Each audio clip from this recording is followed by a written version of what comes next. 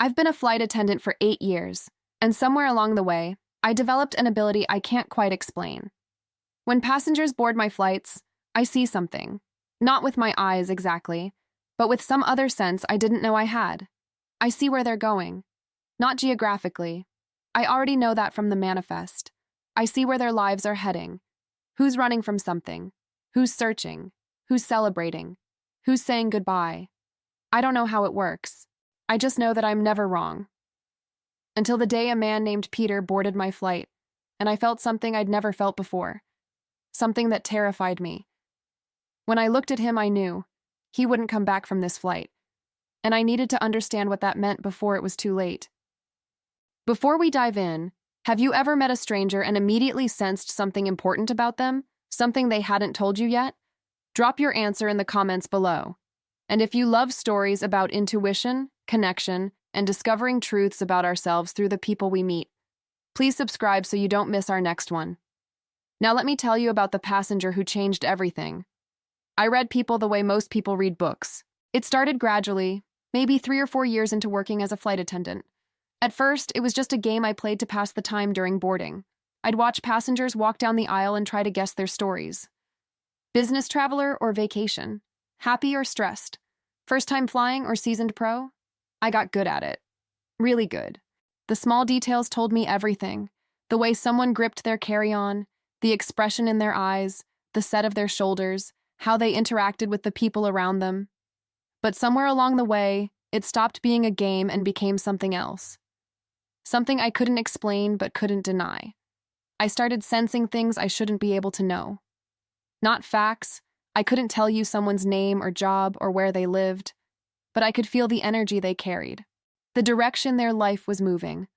A woman in her 50s, traveling alone, expensive luggage, wedding ring but no joy in her eyes, running from a marriage that died years ago but nobody admitted it yet. A young man with a backpack covered in patches from different countries, worn shoes, eyes bright with possibility, chasing something he couldn't name, hoping he'd recognize it when he found it. A couple in their 70s, holding hands through takeoff, laughing at shared jokes only they understood, celebrating 60 years of choosing each other, flying to see grandchildren, still in love. An executive in first class, $1,000 suit, exhausted beyond what sleep could fix, successful by every measure that didn't matter, wondering when achievement started feeling like failure. I saw all of it, felt all of it, and I was never wrong. At first, it fascinated me. Then it became normal. Then it became something that made the job interesting, watching the parade of human stories board my flights, seeing the invisible architecture of their lives. I worked domestic routes out of Miami, some international, mostly Latin America and Europe. 6 to 10-hour flights, plenty of time to observe, plenty of time to read the passengers I'd never speak to, whose names I'd never know, whose stories I'd piece together from nothing but intuition that had become unnervingly accurate. I told myself it was pattern recognition. 8 years of observing thousands of passengers, my brain had learned to process micro-expressions, body language, behavioral cues at a subconscious level. That's all it was. Enhanced observation. Nothing mystical, nothing strange. But sometimes late at night in hotel rooms in cities I never really saw beyond the airport and the crew quarters, I wondered if I'd developed this ability because I needed it. Because reading other people's lives was easier than examining my own. Because at 34 years old, I'd been flying for 8 years and had never really landed. The day Peter boarded my flight, I was working the Miami to San Francisco route. 6-hour flight, mid-afternoon departure, Boeing 777, coach and business class. I was stationed at the main cabin door, greeting passengers as they boarded. Smile, eye contact, welcome aboard, repeat 273 times. Most passengers barely looked at me. I was part of the airplane's furniture, functionally invisible, which was fine. It made observing easier. The usual parade, families with tired kids, business travelers already on laptops, tourists excited or nervous, couples coordinating overhead bins. I read them all in seconds. Woman with yoga mat bag, relocating, hopeful but scared. New city means new start. Teenager in headphones, visiting parent after divorce, angry but trying to hide it. Elderly man moving slowly, flying to see daughter one last time, knows this is goodbye, wants to leave peacefully. Man in his 40s, flirting with me while his wedding ring caught the light. Looking for validation, he's still attractive, not dangerous, just sad. And then Peter walked on.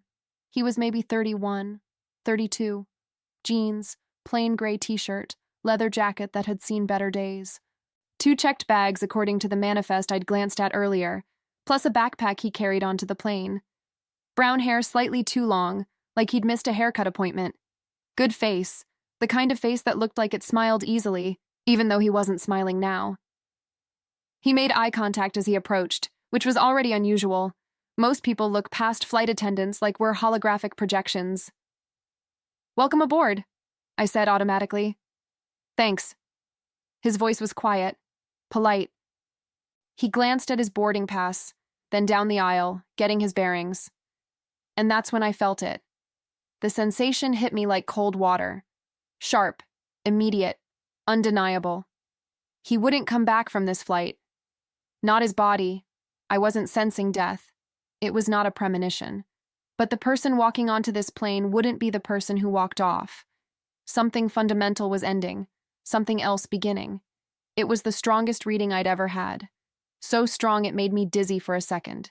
I watched him move down the aisle to his seat, 23F, window, coach.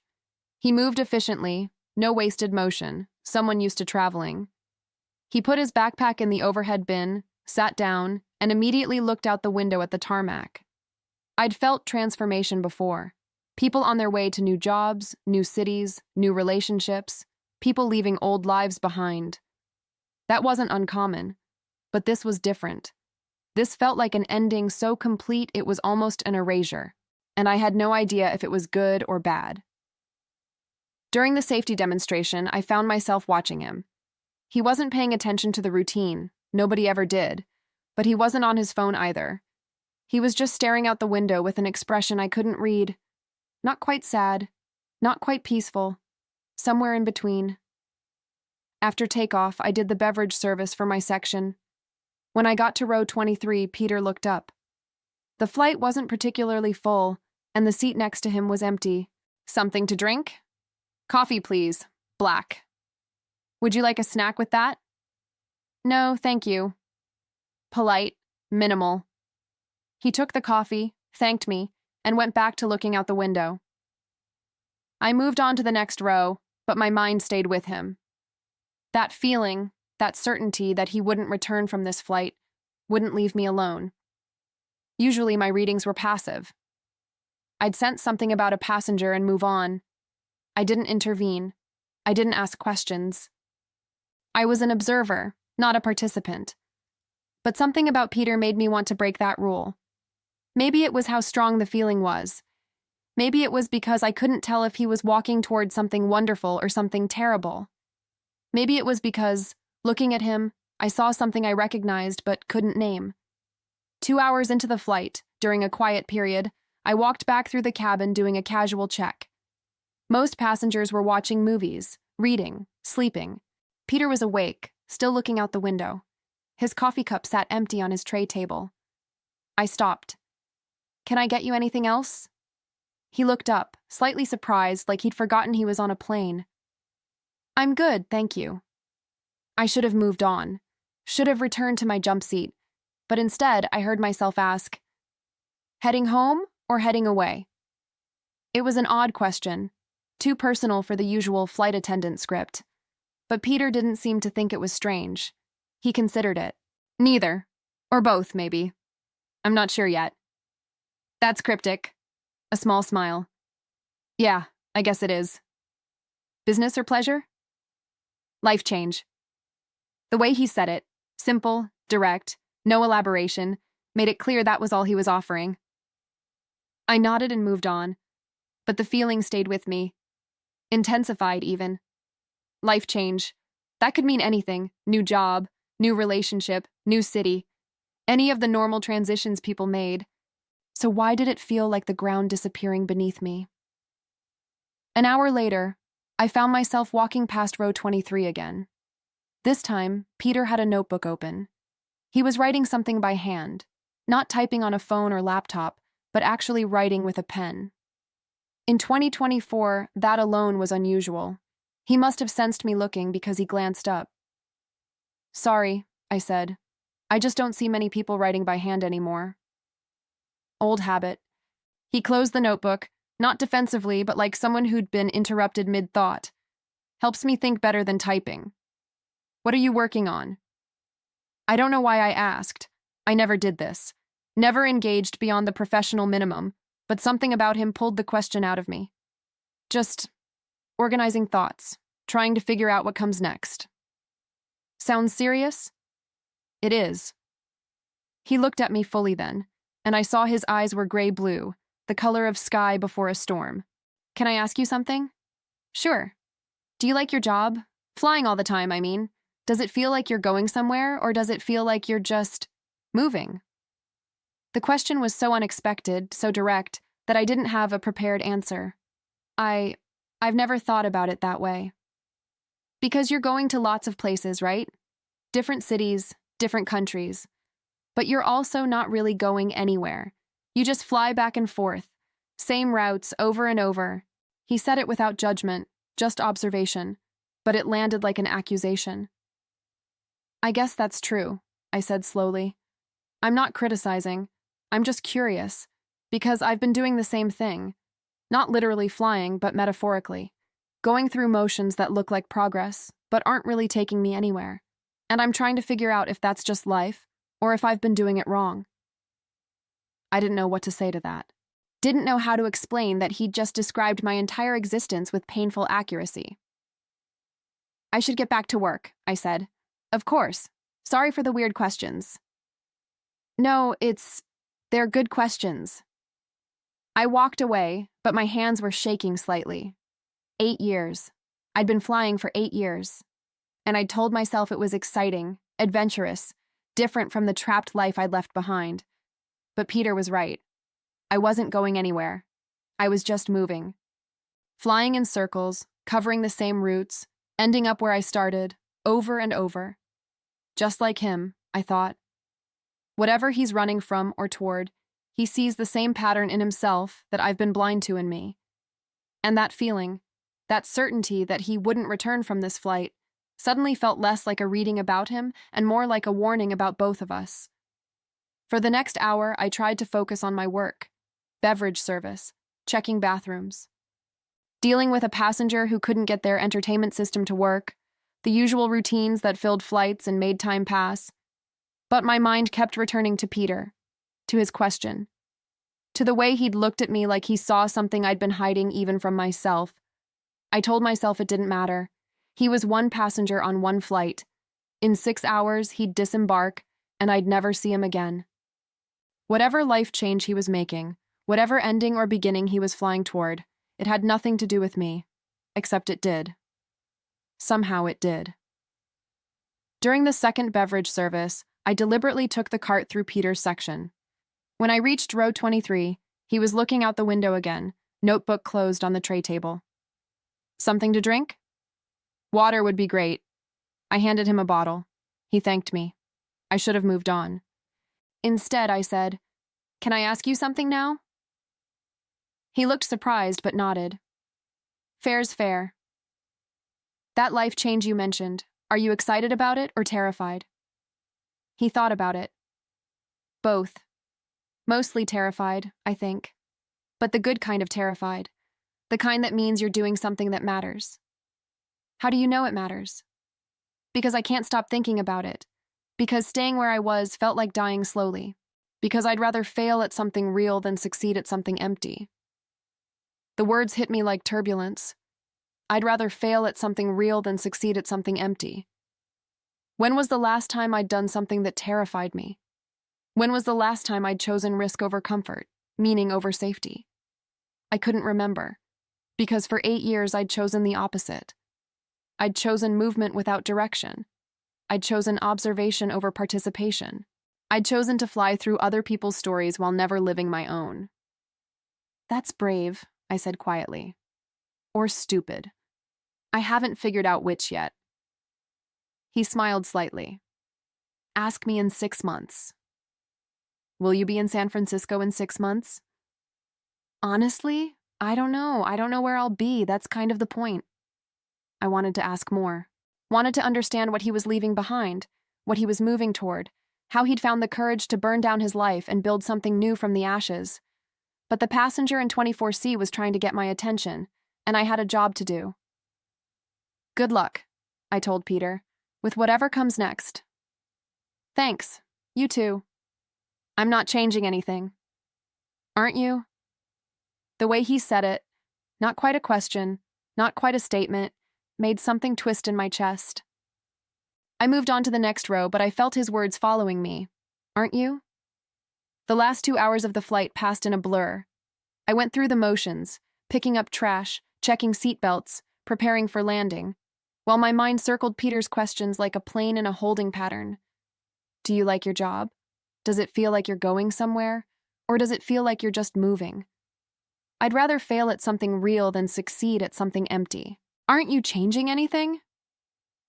I thought about the last 8 years, about how I'd become a flight attendant at 26, 3 months after my engagement had imploded in spectacular fashion, about how I'd told everyone it was about adventure and freedom and seeing the world, but really, it had been about escape. My fiancé, Jeremy, had been my college sweetheart. We'd been together for 6 years, engaged for 1. Perfect couple. Everyone said so. Good job, good family, good future planned out in detail. And I'd been suffocating. Not because he was bad. He wasn't. He was kind and stable and exactly what I was supposed to want. But somewhere around year 5, I'd realized I didn't actually want to be with him anymore. I loved the idea of him. I loved the security.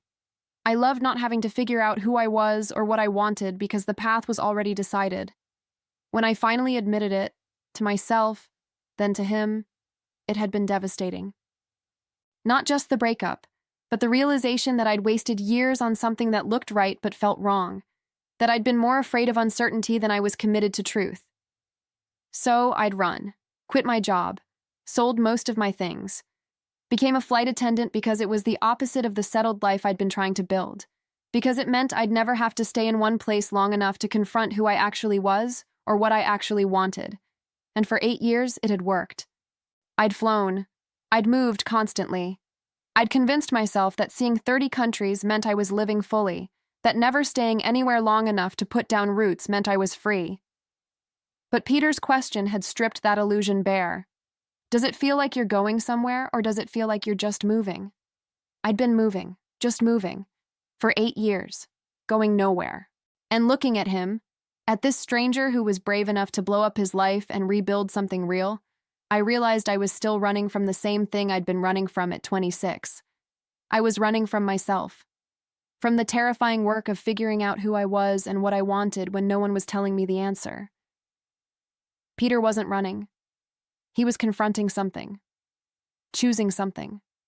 Transforming deliberately instead of just drifting. That's what I'd felt when he boarded. That's what had made me so certain he wouldn't return from this flight. He was choosing to become someone different. Actively. Consciously. Courageously. And I'd been drifting for 8 years, pretending movement was the same as progress. 20 minutes before landing, I walked through the cabin one final time. Peter was awake, looking out the window as San Francisco appeared below us, the bay, the bridges, the city spreading out in the late afternoon light. I stopped at his row. We'll be landing soon. I know. He didn't look away from the window. It's strange. I've flown into SFO dozens of times, but this time feels completely different.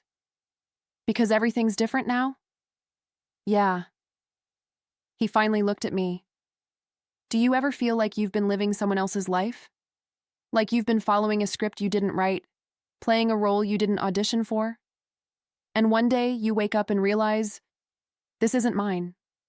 None of this is actually mine. Yes. The word came out more forcefully than I'd intended. Yes, I know exactly what that feels like. So what did you do? I ran. I became a flight attendant so I'd never have to stay anywhere long enough to figure out what my actual life should look like. I don't know why I told him that. I'd never said it out loud before. had barely admitted it to myself. Peter nodded slowly. And has it worked? The running? No, because wherever you go, there you are. I've been to 30 countries and I still don't know who I am or what I want. I just know who I'm not and what I don't want, which isn't the same thing. No, it's not. He was quiet for a moment. Can I tell you something? Please. I was terrified to get on this plane, because I knew once I landed, everything would be different. I'd have to actually do the thing I've been planning for months, and there's a part of me that wanted to miss the flight, to stay where I was, to keep the life I've built even though I hate it, because at least I know how to hate it successfully. But you got on anyway. But I got on anyway, because I realized I can be terrified in a life I hate, or I can be terrified in a life I'm building for myself. At least the second kind of fear means I'm trying. The captain's voice came over the intercom announcing our final descent. I needed to get to my jump seat, but I couldn't move yet. Can I ask you one more thing? Of course. I had a feeling when you boarded that you wouldn't come back from this flight. Was I right? He looked at me with those storm sky eyes, and he smiled. A real smile this time, not the careful half-smile he'd been giving me all flight. Yeah, you were right. The person who got on this plane doesn't exist anymore. I killed him somewhere over Nevada. Now I have to figure out who comes next. That sounds terrifying. It is, but it's also the first real thing I've done in 10 years. So I'll take terrified and real over comfortable and fake any day. I nodded, unable to speak around the tightness in my throat. Iris, he said, reading my name tag. Whatever you're running from, I think you know it's time to stop. I think that's why you kept coming back to talk to me, because you saw something in me you needed to see in yourself. Maybe. Not maybe. Definitely. You have the same look I saw in the mirror this morning. Like you know exactly what you need to do, and you're terrified, and you're going to do it anyway. The plane touched down. The landing was smooth. Perfect California afternoon. Wheels on the runway, the long, slow taxi to the gate. But I barely noticed, because Peter was right. I knew exactly what I needed to do. I needed to stop flying, not permanently, not forever, but long enough to finally land. Long enough to stop observing other people's lives and start living my own. Long enough to figure out who Iris Kane actually was when she wasn't hiding at 35,000 feet. After we parked at the gate, I stood at the door saying goodbye to deplaning passengers. Most didn't acknowledge me. A few smiled. One said the landing was too rough, even though it had been textbook perfect. Peter was one of the last off. He'd waited, whether intentionally or not. When he reached the door, he stopped. Thank you for the conversations. Thank you for the questions. Are you going to do it? Stop running? I think so. I don't know what that looks like yet, but yes, I think it's time. Good. You have the gift, you know. You see people. Really see them. Most people never develop that, but you can't just use it on everyone else. You have to turn it on yourself eventually. That's the scary part. I know, but scary is better than empty. He walked off the plane, backpack over one shoulder, disappearing into the San Francisco airport and whatever life he was about to build. I never saw him again. 6 months later, I made Miami feel like home. I hadn't quit being a flight attendant.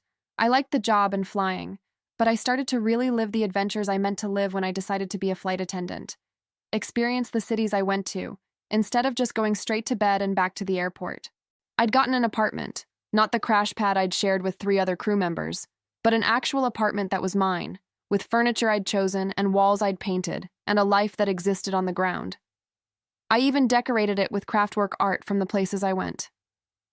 I'd started therapy, dealing with the engagement I'd never processed, the running I'd been doing, the fear of being known that had driven me into the sky for 8 years. It was hard. Some days I wanted to pick up extra flights, disappear back into the comfortable numbness of constant movement. But I didn't. I started playing beach volleyball on my free days in Miami. It made me really be present and move my body, not just observe life and let myself be moved from one side of the world to the other. And I'd started seeing someone, a woman named Tessa, I'd met at volleyball. It was new, fragile, terrifying in all the ways real things are terrifying. But it was real. Not comfortable, not safe, but real. I still had the gift. I still read people. But I'd stopped using it as an excuse to never be read myself. I'd stopped hiding behind observation. I thought about Peter sometimes, wondered if he'd made it, wondered if the life he'd been flying toward had turned out to be worth the terror of leaving everything behind. I like to think he had. I like to think we'd both made it, him by choosing transformation, me by finally stopping long enough to be transformed, because he'd been right about everything. I had been living someone else's life, playing a role I hadn't chosen, running from myself while pretending I was running toward adventure. And that day on the plane, the day I'd felt so certain he wouldn't return from the flight, I'd been right too. He hadn't returned. He'd transformed. And so had I. Not because I'd flown somewhere new, but because I'd finally, after 8 years of running, found the courage to land. Have you ever met a stranger who said exactly what you needed to hear at exactly the right moment? Share your story in the comments below. If this story about intuition, transformation, and learning to stop running long enough to find yourself touched your heart, please hit that like button and subscribe for more meaningful stories every day. Don't forget to click the notification bell so you never miss our next thought-provoking tale. Thanks for watching, and we'll see you in the next one.